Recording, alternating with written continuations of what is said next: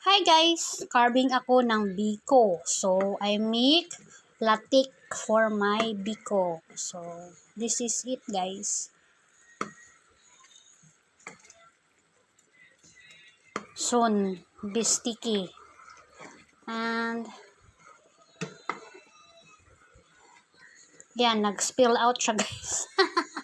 Nag-spill out siya. So, ito yung ano natin, sticky rice. Nag-spill out siya dyan. Overflow guys. So, my Biko.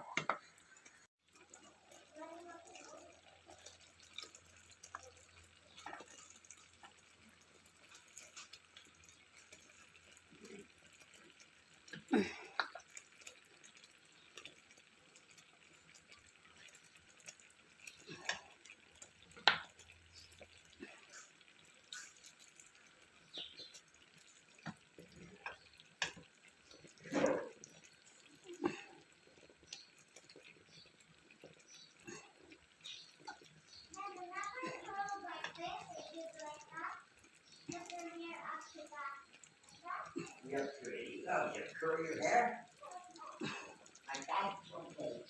Nice. Very nice, huh? Good job.